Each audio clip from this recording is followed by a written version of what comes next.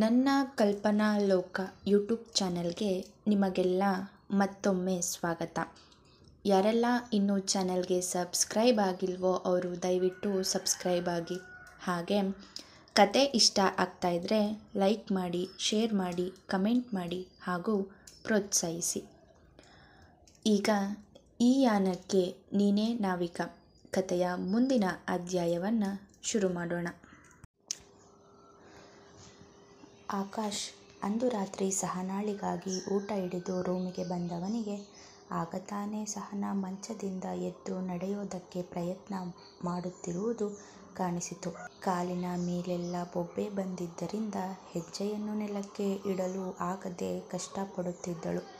3-4 ಹೆಜ್ಜೆ ನಡೆಯುತ್ತಿದ್ದ ಹಾಗೆ ಮತ್ತೆ ಮುಂದೆ ನಡೆಯಲು ಆಗದೆ ನೋವಿನಲ್ಲಿ ಮುಖ ಕಿವುಚಿ ಇನ್ನೇನು ಕೆಳಗೆ ಬೀಳಬೇಕು ಎನ್ನುತ್ತಿರುವಾಗಲೇ ಕೂಡಲೇ ಓಡಿ ಬಂದು ಒಂದು ಕೈಯಲ್ಲಿ ಅವಳನ್ನು ಬೀಳದ ಹಾಗೆ ಬಳಸಿದ್ದನು ಆಕಾಶ್. ಇನ್ನೇನು ಕೆಳಗೆ ಬೀಳುತ್ತೀನಿ ಎಂದು ಭಯದಲ್ಲಿ ಕಣ್ಣು ಮುಚ್ಚಿದವಳಿಗೆ ತನಗೆ ಏನೂ ಆಗಿಲ್ಲ ಎನ್ನುವುದು ಗೊತ್ತಾದ ಮೇಲೆ ನಿಧಾನವಾಗಿ ಕಣ್ಣು ತೆರೆದವಳಿಗೆ ತಾನು ತನ್ನ ಗಂಡನ ತೋಳಿನಲ್ಲಿ ಸುರಕ್ಷಿತವಾಗಿ ಇದ್ದೀನಿ ಎನ್ನುವುದು ಗೊತ್ತಾಗುವುದರ ಜೊತೆಗೆ ಅವನನ್ನು ಅಷ್ಟು ಹತ್ತಿರದಿಂದ ನೋಡಿ ಹಾಗೇ ಮೈಮರೆತು ಅವನನ್ನೇ ನೋಡುತ್ತಿದ್ದಳು. 5-10 ನಿಮಿಷ ಕಳೆದರೂ ತನ್ನ ಮೇಲಿಂದ ಏಳದೆ ಹಾಗೇ ನಿಂತಿರುವುದನ್ನು ನೋಡಿದ ಆಕಾಶ್, ರೀ ಸಹನಾ, ನಿಮ್ಮನ್ನು ನೀವು ಕಡಿಮೆ ತೂಕ ಇದ್ದೀನಿ ಅಂದ್ಕೊಂಡಿದ್ದೀರೋ ಹೇಗೆ? ಒಂದೇ ತೋಳಿನಲ್ಲಿ ನಿಮ್ಮನ್ನು ಹಿಡಿದು ಕೈ ನೋವು ಬಂದಿದೆ ಕಣ್ರಿ, ಸರಿಯಾಗಿ ಎದ್ದು ನಿಲ್ರಿ. ನನ್ನ ಇನ್ನೊಂದು ಕೈಯಲ್ಲಿ ಊಟದ ತಟ್ಟೆ ಇದೆ ಎಂದು ತಮಾಷೆಯಾಗಿ ಹೇಳಿದಾಗ ತಡ ಮಾಡದೆ ಎದ್ದು ನಿಂತವಳು, ಅದು ನಾನು ನೀವು ಇಟ್ಕೊಂಡ್ರಿ ಎಂದು ಏನೇನೋ ಬಡಬಡಾಯಿಸುತ್ತಿದ್ದವಳು ನೋಡಿ ಮುಗುಳು ನಕ್ಕವನು, ನೀವೇನು ಹೇಳೋದು ಬೇಡ, ಮೊದಲು ಮಂಚದ ಮೇಲೆ ಕೂರಿ ಎಂದು ತಟ್ಟೆಯನ್ನು ಟೇಬಲ್ ಮೇಲೆ ಇಟ್ಟು ಅವಳ ತೋಳು ಹಿಡಿದು ಕೂರಿಸಿದನು. ಅಲ್ಲ ಕಣ್ರಿ, ನಾನು ರೂಮಿಗೆ ಊಟ ತಗೊಂಡು ಬರ್ತೀನಿ ಅಂತ ಹೇಳಿ ಹೋದೆ ಅಲ್ವಾ, ಆದರೂ ಯಾಕೆ ನೀವು ಮಂಚದಿಂದ ಇಳಿದಿದ್ದು ಎಂದು ಕೇಳಿದವನ ಮಾತಿನಲ್ಲಿ ಕಾಳಜಿ ಇತ್ತು. ಅದು ನಾನು ಎಂದು ಮುಂದೆ ಹೇಳಲು ಸಂಕೋಚವಾಗಿ ಸುಮ್ಮನಾದಳು. ಅದೇನಂತ ಸ್ವಲ್ಪ ಜೋರಾಗಿ ಹೇಳ್ರಿ, ಅಗಿದು ನುಂಗಿ ಹೇಳಿದರೆ ನನಗೇನು ಅರ್ಥ ಆಗಲ್ಲ ಎಂದನು. ಅದು ಏನಿಲ್ಲ ಬಿಡಿ ಎಂದು ಅವನಿಗೆ ಹೇಳೋಕೆ ಮುಜುಗರವಾಗಿ ಸುಮ್ಮನೆ ತಲೆ ತಗ್ಗಿಸಿ ಕುಳಿತಳು. ಅವಳು ಯಾಕೆ ಹೀಗೆ ಆಡುತ್ತಿದ್ದಾಳೆ ಎನ್ನುವುದನ್ನು ಸ್ವಲ್ಪ ಹೊತ್ತು ಯೋಚಿಸಿದವನಿಗೆ ನಂತರ ಅರಿವಾಗಿತ್ತು. ವಾಶ್ರೂಮ್ ಯೂಸ್ ಮಾಡಬೇಕಾ ಎಂದು ಕೇಳಿದಾಗ ನಿಧಾನವಾಗಿ ಹೌದು ಎಂದು ತಲೆಯಾಡಿಸಿದಳು. ಮದುವೆಯಾಗಿ ಇಷ್ಟು ದಿನ ಆದರೂ ಕೂಡ ಇನ್ನೂ ತನ್ನ ಜೊತೆ ಮುಜುಗರ ಬಿಟ್ಟು ಮಾತನಾಡುವುದಿಲ್ಲವಲ್ಲ ಇವರು ಎಂದುಕೊಂಡವನು ನಿಟ್ಟುಸಿರು ಬಿಟ್ಟು, ಏಳಿ ಮೇಲೆ, ನಾನು ಸಹಾಯ ಮಾಡ್ತೀನಿ ಎಂದಾಗ, ಇಲ್ಲ ಬೇಡ ಪರವಾಗಿಲ್ಲ ಎಂದಳು. ಸುಮ್ಮನೆ ಏಳ್ರಿ ಮೇಲೆ ಎಂದು ತಾನೇ ಕೈ ಹಿಡಿದು ಮೇಲೆ ನಿಲ್ಲಿಸಿದನು. ಅವಳು ಎದ್ದು ನಿಂತ ಮೇಲೆ ಅವಳನ್ನು ಸರಾಗವಾಗಿ ತನ್ನ ತೋಳಿನಲ್ಲಿ ಎತ್ತಿಕೊಂಡಾಗ ದಂಗಾಗಿದ್ದಳು ಸಹನಾ. ಅವನು ತನ್ನನ್ನು ಹೀಗೆ ಏಕಾಏಕಿ ಎತ್ತಿಕೊಳ್ಳಬಹುದು ಎಂದು ಅವಳು ನಿರೀಕ್ಷೆ ಮಾಡಿರಲಿಲ್ಲ. ಆಕಾಶ್ ಅವರೇ, ಇದೇನು ಮಾಡ್ತಾ ಇದ್ದೀರಾ, ಇಳಿಸಿ ನನ್ನ ಕೆಳಗೆ, ನಾನೇ ನಡ್ಕೊಂಡು ಬರ್ತೀನಿ ಎಂದರೂ ಸಹ ಅವಳ ಮಾತು ತನಗೆ ಕೇಳಿಸಲೇ ಇಲ್ಲ ಎನ್ನುವ ಹಾಗೆ ಬಾತ್ರೂಮ್ವರೆಗೂ ಅವಳನ್ನು ತೋಳಿನಲ್ಲಿಯೇ ಎತ್ತಿಕೊಂಡು ಹೋಗಿ ಕೆಳಗೆ ಇಳಿಸಿದವನು, ಹುಷಾರಾಗಿ ಹೋಗಿ ಬನ್ನಿ, ನಾನು ಇಲ್ಲೇ ಹೊರಗಡೆ ವೇಟ್ ಮಾಡ್ತಾ ಇರ್ತೀನಿ ಎಂದು ಹೇಳಿ ಹೊರಗೆ ಬಂದಿದ್ದ. ಅವಳು ಮತ್ತೆ ಹೊರಗೆ ಬಂದ ಮೇಲೆ ಪುನಃ ಎತ್ತಿಕೊಳ್ಳಲು ಹೊರಟಾಗ, ಇಲ್ಲ ನಾನೇ ನಡ್ಕೊಂಡು ಬರ್ತೀನಿ ಪ್ಲೀಸ್ ಎಂದಾಗ ಅವಳ ಕೈ ಹಿಡಿದು ಕರೆದುಕೊಂಡು ಬಂದು ಕೂರಿಸಿ ನಂತರ ಊಟವನ್ನು ಕೊಟ್ಟಿದ್ದ. ಎಷ್ಟು ಕಾಳಜಿ ಹಾಗೂ ಪ್ರೀತಿಯಿಂದ ತನ್ನನ್ನು ನೋಡಿಕೊಳ್ಳುವವನ ಮೇಲೆ ಸಹನಾಳ ಮನಸ್ಸು ತುಂಬಿ ಬರುತ್ತಿತ್ತು. ಊಟವಾದ ಬಳಿಕ ಅವಳಿಗೆ ಕುಡಿಯಲು ನೀರು ಕೊಟ್ಟು ಪೇಯ್ನ್ ಕಿಲ್ಲರ್ ಮಾತ್ರೆ ಕೂಡ ತಿನ್ನಲು ಕೊಟ್ಟನು.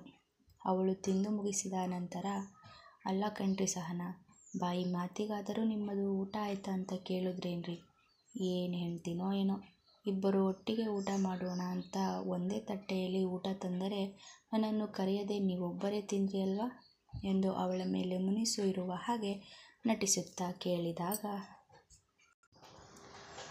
ಅಯ್ಯೋ ಹೌದಾ, ಕ್ಷಮಿಸಿ ಆಕಾಶ್ ಅವರೇ, ನನಗೆ ಗೊತ್ತಾಗಲಿಲ್ಲ, ಹಾಗಿದ್ರೆ ನೀವು ಊಟ ಮಾಡಿಲ್ವಾ ನಾನು ಅಂದುಕೊಂಡೆ ನೀವು ಊಟ ಮಾಡಿಕೊಂಡು ನಂತರ ನನಗೆ ತಂದಿರಬೇಕು ಅಂತ. ಹಾಗಿದ್ರೆ ಊಟ ಅಷ್ಟೇನಾ ಇದ್ದಿದ್ದು, ಎಲ್ಲ ಖಾಲಿ ಆಯಿತಾ ಎಂದು ಅವನ ನಾಟಕವನ್ನು ಅರಿಯದೆ ಕೇಳಿದವಳು. ನಂತರ 10 ನಿಮಿಷ ಇರಿ, ಬೇಗ ಏನಾದರೂ ಮಾಡಿಬಿಡ್ತೀನಿ ಎಂದು ಹೇಳಿ ಮೇಲೆ ಏಳುತ್ತಿದ್ದವಳನ್ನು ನೋಡಿ ಅವಳನ್ನು ತಡೆದನು. ಹೆಲೋ ಹೆಲೋ ಹೆಲೋ, ಸಮಾಧಾನ, ನಾನು ತಮಾಷೆ ಮಾಡಿದೆ ಕಣ್ರಿ, ನನ್ನದು ಆಗಲೇ ಊಟ ಆಯಿತು ಎಂದು ನಗುತ್ತಾ ಹೇಳಿದಾಗ, ನನ್ನ ಜೊತೆನೇ ತಮಾಷೆ ಮಾಡ್ತೀರಾ, ನಾನು ನಿಜ ಅಂದ್ಕೊಂಡು ಎಷ್ಟು ಗಾಬರಿಯಾಗಿತ್ತು ಗೊತ್ತಾ ಎಂದು ಹೇಳಿ ಪಕ್ಕಕ್ಕೆ ಮುಖ ತಿರುಗಿಸಿ ಕುಳಿತಾಗ, ನನ್ನ ಹೆಂಡತಿ ಜೊತೆ ತಮಾಷೆ ಮಾಡದೆ ಇನ್ಯಾರ ಜೊತೆ ಮಾಡಲಿ ನಾನು ಎಂದು ಅವಳ ಹತ್ತಿರ ಬಂದು ಕೇಳಿದವನು. ನಂತರ ನಿಮಗೆ ಇನ್ನೊಂದು ವಿಷಯ ಹೇಳಲ್ಲ ಎಂದಾಗ ಏನು ಎನ್ನುವ ಹಾಗೆ ಅವನನ್ನೇ ನೋಡುತ್ತಾಳೆ. ನೀವು ಈ ಥರ ಚಿಕ್ಕ ಮಕ್ಕಳ ಹಾಗೆ ಮುನಿಸಿಕೊಂಡಾಗ ತುಂಬ ಮುದ್ದಾಗಿ ಕಾಣ್ತೀರಾ ಕಣ್ರಿ ಎಂದು ಅವಳ ಕಿವಿಯ ಬಳಿ ಪಿಸು ನುಡಿದು ನಂತರ ಅವಳ ಕೆನ್ನೆಗೆ ಸಿಹಿ ಮುತ್ತೊಂದನ್ನು ಕೊಟ್ಟು ಅವಳಿಂದ ಹಿಂದೆ ಸರಿದಾಗ ಗಂಡನಿಂದ ಪಡೆದ ಮೊದಲ ಮುತ್ತಿಗೆ ಸ್ಟನ್ ಆಗಿದ್ದಳು ಸಹನಾ. ನೋಡುತ್ತಿದ್ದ ಹಾಗೆ 1 ವಾರ ಕಳೆದೇ ಹೋಗಿತ್ತು. ಇದರ ಜೊತೆಗೆ ಸಂಪತ್ USA ಹೊರಡುವ ಸಮಯ ಕೂಡ ಬಂದಿತ್ತು. ಮಮ್ಮಿ, ಎಲ್ಲ ರೆಡಿ ಇದೆ ತಾನೇ, ಹೊರಡೋಣವಾ, ಫ್ಲೈಟ್ಗೆ ಟೈಮ್ ಆಗ್ತಾ ಇದೆ ಎಂದನು. ತಮ್ಮ ಮನೆ, ಊರು, ರಾಜ್ಯ, ದೇಶವನ್ನೇ ಬಿಟ್ಟು ಬಹುದೂರ ಹೋಗುತ್ತಿರುವುದಕ್ಕೆ ವೀಣಾ ಅವರ ಮುಖ ಬಾಡಿತ್ತು. ಅವರಿಗೆ ಇಲ್ಲಿಂದ ಹೋಗುವುದಕ್ಕೆ ಸ್ವಲ್ಪ ಕೂಡ ಇಷ್ಟ ಇರಲಿಲ್ಲ. ಸಂಪತ್, ಪ್ಲೀಸ್ ಕಣೋ, ಇನ್ನೊಂದು ಸಾರಿ ಸರಿಯಾಗಿ ಯೋಚನೆ ಮಾಡೋ, ನನಗ್ಯಾಕೋ ನೀನು ಮಾಡಿರುವ ನಿರ್ಧಾರ ಸರಿ ಎನ್ನಿಸುತ್ತಿಲ್ಲ ಎಂದು ಮತ್ತೊಮ್ಮೆ ಅವನನ್ನು ತಡೆಯುವ ಪ್ರಯತ್ನ ಮಾಡಿದರು ವೀಣಾ. ಈ 1 ವಾರದಲ್ಲಿ ಅದೆಷ್ಟು ಸಾರಿ ಈ ಮಾತನ್ನು ಹೇಳಿದರೋ ಅನ್ನೋದು ಅವರಿಗೂ ಗೊತ್ತಿಲ್ಲ. ಲೆಕ್ಕವಿಲ್ಲದಷ್ಟು ಸಾರಿ ಅವನನ್ನು ತಡೆಯುವ ಪ್ರಯತ್ನ ಮಾಡುತ್ತಲೇ ಇದ್ದರು. ಮಮ್ಮಿ, ನೀವೆಷ್ಟು ಸಾರಿ ಹೇಳಿದರೂ ಅಷ್ಟೇ, ನನ್ನ ನಿರ್ಧಾರದಲ್ಲಿ ಯಾವುದೇ ರೀತಿಯ ಬದಲಾವಣೆ ಆಗಲ್ಲ, ಸುಮ್ಮನೆ ಬನ್ನಿ, ಬೇಗ ಹೊರಡೋಣ ಎಂದು ಹೇಳಿ ಮನೆಯ ಕೀಯನ್ನು ಹೊಸದಾಗಿ ಮನೆಯ ಬಾಡಿಗೆಗೆ ಬರುವ ವ್ಯಕ್ತಿಯ ಕೈಯಲ್ಲಿ ಕೊಟ್ಟು ತಾನು ತನ್ನ ಲಗೇಜ್ ಹಾಗೂ ತನ್ನ ಅಮ್ಮನ ಲಗೇಜ್ ಎರಡನ್ನೂ ಕಂಪನಿಯಿಂದ ಕಡೆಯಿಂದ ಬಂದಿರುವ ಕಾರಿನ ಡಿಕ್ಕಿಯ ಒಳಗೆ ಇಟ್ಟನು. ಕಾರಿನ ಬಳಿ ನಿಂತುಕೊಂಡು ಒಮ್ಮೆ ತಮ್ಮ ಮನೆಯ ಕಡೆಗೆ ಬೇಸರದಲ್ಲಿ ಕಣ್ಣು ಹಾಯಿಸಿದರು. ತನ್ನ ಗಂಡ ಬದುಕಿದ್ದಂತಹ ಸಮಯದಲ್ಲಿ ಕಟ್ಟಿಸಿದಂತಹ ಮನೆಯದು. ಅದರಲ್ಲಿ ಅವರ 100 ಸಾವಿರಾರು ನೆನಪುಗಳಿದ್ದವು. ಇವೆಲ್ಲವನ್ನು ಬಿಟ್ಟು ಗೊತ್ತು ಗುರಿ ಇಲ್ಲದ ಊರಿಗೆ ಹೋಗಬೇಕಲ್ಲ ಎನ್ನುವುದೇ ಅವರ ಯೋಚನೆಯಾಗಿತ್ತು. ಸಂಪತ್, ನಾವು ಇಲ್ಲಿಗೆ ಮರಳಿ ಬರುವುದು ಯಾವಾಗ ಎಂದು ಕೇಳಿದವರ ಧ್ವನಿಯಲ್ಲಿ ಬೇಸರ ಸ್ಪಷ್ಟ. ಗೊತ್ತಿಲ್ಲ ಮಮ್ಮಿ, ಆದರೆ ಮತ್ತೆ ಮರಳಿ ಬಂದೇ ಬರುತ್ತೇವೆ ಎನ್ನುವ ಗ್ಯಾರಂಟಿಯನ್ನು ಇಟ್ಕೋಬೇಡಿ. ಮರಳಿ ಬರುವ ಉದ್ದೇಶ ನನಗೆ ಇಲ್ಲ ಎಂದು ಹೇಳಿ ಕಾರಿನಲ್ಲಿ ಹತ್ತಿ ಕುಳಿತನು. ಅವನ ಮಾತು ಕೇಳಿದ ಬಳಿಕ ಬೇಸರದ ನಿಟ್ಟುಸಿರೊಂದನ್ನು ಹೊರಗೆ ಚೆಲ್ಲಿ ಅವರು ಕೂಡ ಮೌನವಾಗಿ ಬಂದು ಕಾರಿನಲ್ಲಿ ಕುಳಿತಾಗ ಕಾರು ಏರ್ಪೋರ್ಟ್ ದಾರಿಯನ್ನು ಹಿಡಿಯಿತು.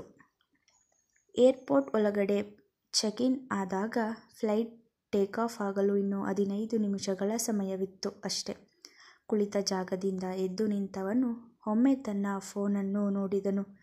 ಯಾರದ್ದೋ ಮೆಸೇಜ್ ಅಥವಾ ಫೋನ್ ಕಾಲಿನ ನಿರೀಕ್ಷೆಯಲ್ಲಿ. ಅವನು ನಿರೀಕ್ಷೆ ಮಾಡಿದವರಿಂದ ಯಾವುದೇ ತರಹದ ಸಂದೇಶವಾಗಲಿ ಫೋನ್ ಆಗಲಿ ಬಂದಿರಲಿಲ್ಲ. ನಂತರ ತನ್ನ ಮತ್ತೊಂದು ಜೇಬಿನಲ್ಲಿ ಇದ್ದ ಪ್ರಣಯ್ ಫೋನನ್ನು ಕೂಡ ಹೊರತೆಗೆದನು. ಅದರಲ್ಲಿಯೂ ಕೂಡ ನೋಡಿದಾಗ ನಿರಾಸೆ ಅವನನ್ನು ಆವರಿಸಿತ್ತು. ಕೊನೆಯ ಬಾರಿ ಎಂಬಂತೆ ಬೇಸರದ ನಿಟ್ಟುಸಿರನ್ನು ಬಿಟ್ಟವನು 2 ಫೋನಿನ ಸಿಮ್ ಅನ್ನು ತೆಗೆದು ಅಲ್ಲೇ ಪಕ್ಕದಲ್ಲಿ ಇದ್ದ ಡಸ್ಟ್ಬಿನ್ ಒಳಗೆ ಎಸೆದನು. ನಂತರ 2 ಫೋನ್ಗಳನ್ನು ಸಹ ಅದರೊಳಗೆ ಹಾಕಿದಾಗ, ಸಂಪತ್, ಇದೇನೋ ಮಾಡ್ತಾ ಇದ್ದೀಯಾ, ಫೋನ್ಗಳನ್ನು ಯಾಕೆ ಅದರೊಳಗೆ ಬಿಸಾಕ್ತಾ ಇದ್ದೀಯಾ ಎಂದು ಅವನ ಕಡೆ ಅರ್ಥವಾಗದೆ ಪ್ರಶ್ನಿಸಿದರು ವೀಣಾ. ಹೇಳ್ತೀನಿ, ನಿಮ್ಮ ಫೋನ್ ಕೂಡ ಕೊಡಿ ಎಂದು ಹೇಳಿ ಅವರ ಫೋನನ್ನು ಸಹ ಪಡೆದವನು ಅವರ ಫೋನ್ ಕೂಡ ಚೆಕ್ ಮಾಡಿ ಸಿಮ್ ತೆಗೆದು ಅದನ್ನು ಡಸ್ಟ್ಬಿನ್ಗೆ ಹಾಕಿ, ನಮಗೆ ಇಲ್ಲಿಯ ಯಾವ ಕಾಂಟ್ಯಾಕ್ಟ್ ಕೂಡ ಬೇಡ ಮಮ್ಮಿ, ಹಾಗೆ ಇನ್ನು ಮುಂದೆ ಪ್ರಣಯ್ ಎನ್ನುವ ಹೆಸರು ಕೂಡ ನಿಮ್ಮ ಬಾಯಲ್ಲಿ ಬರಬಾರದು. ಅಲ್ಲಿಗೆ ಹೋಗುತ್ತಿರುವುದು ನಿಮ್ಮ ಮಗ ಸಂಪತ್ ಅಷ್ಟೆ. ನಾನು ಇಷ್ಟು ದಿನ ಪ್ರಣಯ್ ಆಗಿ ಇದ್ದಿದ್ದ ಯಾವ ನೆನಪುಗಳು ಕೂಡ ನನಗೆ ಬೇಡ ಎಂದು ಗಂಭೀರವಾಗಿ ಹೇಳಿದವನು ನಂತರ ಬನ್ನಿ ಹೋಗೋಣ ಎಂದು ಅವರ ಕೈ ಹಿಡಿದುಕೊಂಡು ಫ್ಲೈಟ್ ಹತ್ತಿದನು. ಹಿಂದೆಂದೂ ನೋಡಿರದ ಹೊಸ ದೇಶಕ್ಕೆ ಹೋಗಿ ತನ್ನ ಹಳೆ ನೆನಪುಗಳೆಲ್ಲವನ್ನು ಮರೆತು ಹೊಸ ಜೀವನವನ್ನು ಪ್ರಾರಂಭಿಸಬೇಕು ಎಂದು ದೃಢವಾದ ಸಂಕಲ್ಪವನ್ನು ಮಾಡಿಯಾಗಿತ್ತು ಸಂಪತ್. ಅವರು ಕುಳಿತಿದ್ದ ವಿಮಾನವು ತನ್ನ ದಾರಿಗೆ ಅಡ್ಡ ಬರುತ್ತಿರುವ ಮೋಡಗಳೆಲ್ಲವನ್ನೂ ಸರಿಸಿಕೊಂಡು ತನ್ನ ಗಮ್ಯದ ಕಡೆ ಪ್ರಯಾಣ ಬೆಳೆಸಿತ್ತು. ಮತ್ತೆ ಹಿಂದೆ ತಿರುಗಿಯೂ ನೋಡದ ರೀತಿ. ಮುಂದುವರಿಯುವುದು.